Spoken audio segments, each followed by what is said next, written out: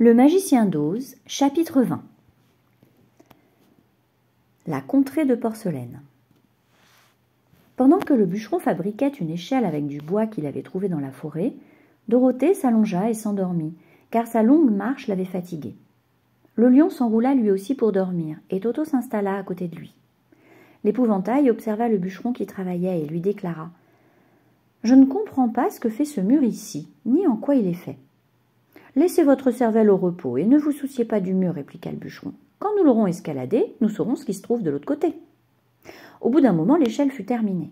Elle était un peu de travers, mais le bûcheron assura qu'elle était solide et remplirait son office.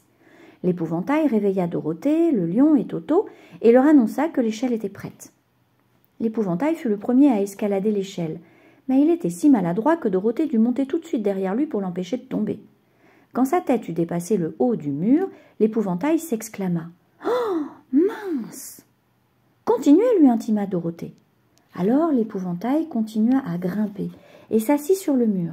Puis la tête de Dorothée dépassa et elle s'écria « Oh, mince !» Exactement comme l'avait fait l'épouvantail. Puis Toto monta et se mit aussitôt à aboyer jusqu'à ce que Dorothée le fit taire. Ensuite vint le tour du lion, et en dernier celui du bûcheron en fer-blanc. Mais tous deux s'écrièrent « Oh, mince !» dès qu'ils eurent regardé par-dessus le mur. Puis, tous assis les uns à côté des autres en haut du mur, ils contemplèrent l'étrange spectacle. Sous leurs yeux s'étendait un vaste paysage, dont le sol était aussi lisse, blanc et brillant que le fond d'un grand plat. Partout étaient dispersées des maisons entièrement de porcelaine, peintes dans les couleurs les plus vives. C'étaient de toutes petites maisons. La plus grande n'arrivait qu'à la taille de Dorothée. On voyait aussi de jolies petites étables entourées de barrières de porcelaine et une multitude de vaches, de moutons, de chevaux, de cochons et de poulets se tenaient de ci, de là, en petits groupes. Mais le plus étonnant de tout étaient les gens qui vivaient dans cet étrange pays. Il y avait des laitières et des bergères avec des corsages de couleurs vives et des jupes constellées de pois dorés, et des princesses vêtues de splendides robes d'or, d'argent et de pourpre, et des bergers habillés de hauts de chausses à rayures roses, jaunes et bleues, avec des boucles en or à leurs souliers, et des princes portant des couronnes de pierres précieuses sur la tête, des robes d'hermine et des pourpoints de satin, et de drôles de clowns dans des tuniques froissées, avec de gros ronds rouges sur les joues et de hauts chapeaux pointus. Et le plus étrange était que ces gens étaient tous en porcelaine, même leurs vêtements, et ils étaient si petits que le plus grand n'arrivait pas plus haut que le genou de Dorothée. D'abord, personne ne jeta ne serait-ce qu'un regard aux voyageurs, à l'exception d'un petit chien de porcelaine pourpre, avec une très grosse tête, qui se planta au pied du mur et se mit à aboyer d'une toute petite voix avant de repartir en courant. « Comment allons-nous descendre » s'inquiéta Dorothée. L'échelle était si lourde qu'ils ne parvinrent pas à la tirer. Alors, l'épouvantail se laissa tomber du mur et les autres sautèrent sur lui pour ne pas se faire mal aux pieds sur le sol dur. Bien sûr, ils prirent bien soin de ne pas retomber sur la tête et de ne pas s'enfoncer des épingles dans les pieds. Quand ils furent tous en bas, ils aidèrent l'épouvantail à se relever. Son corps était tout raplati et ils tapotèrent la paille pour lui redonner sa forme.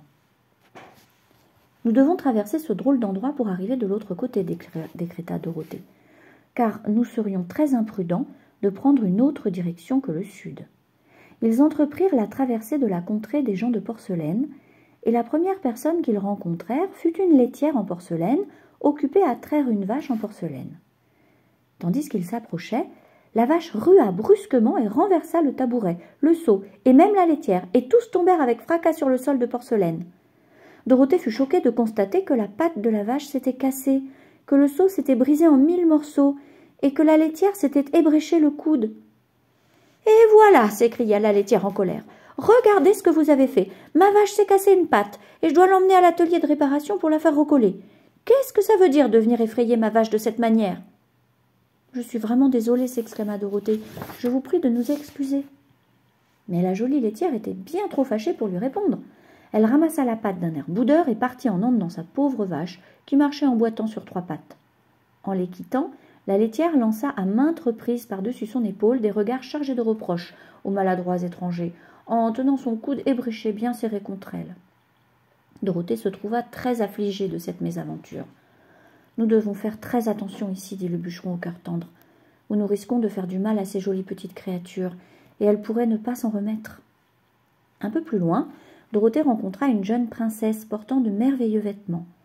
Elle s'arrêta net à la vue des étrangers avant de prendre la fuite. Dorothée, qui avait envie de voir la princesse de plus près, la poursuivit. Mais la jeune fille de porcelaine s'écria « Arrêtez de me poursuivre! Arrêtez de me poursuivre !» Elle criait d'une petite voix si terrifiée que Dorothée s'arrêta. Et elle questionna « Mais pourquoi cela ?»« Parce que, expliqua la princesse en s'arrêtant elle aussi à une distance prudente, si je cours, je risque de tomber et de me casser. »« Mais ne pourrait-on pas vous réparer ?» interrogea la petite fille.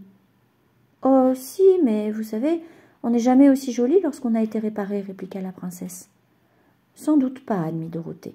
Tiens, voici monsieur Plaisantin, l'un de nos clowns, poursuivit la dame de porcelaine. Il essaie toujours de se tenir sur la tête. Il s'est cassé si souvent qu'il a été réparé à des centaines d'endroits différents. Il n'est pas du tout joli. Le voilà, vous allez pouvoir vous rendre compte par vous-même. » En effet, un joyeux petit clown arrivait en marchant vers eux, et Dorothée constata que malgré ses jolis habits rouges, verts et jaunes, il était couvert de fissures qui couvraient dans tous les sens. On voyait bien qu'il avait été réparé à de nombreuses reprises. Le clown mit les mains dans les poches, gonfla les joues et hocha la tête en les toisant d'un air impertinent, puis il leur déclama.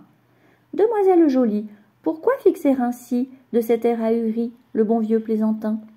Vous semblez si coincé qu'à vous voir on dirait que vous avez avalé votre réveil matin. »« Taisez-vous, monsieur, ordonna la princesse.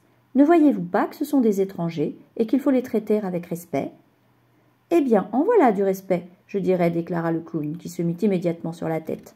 « Ne faites pas attention à monsieur Plaisantin, dit la princesse à Dorothée.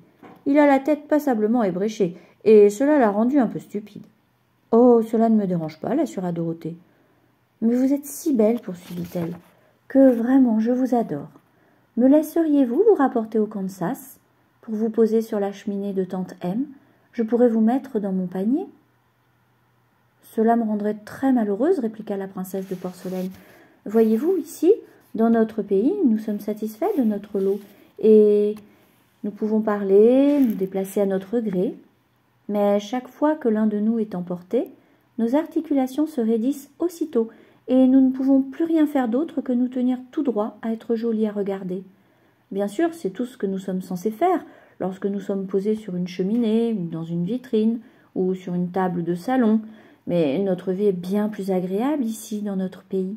« Oh, pour rien au monde, je ne voudrais vous rendre malheureuse, protesta Dorothée.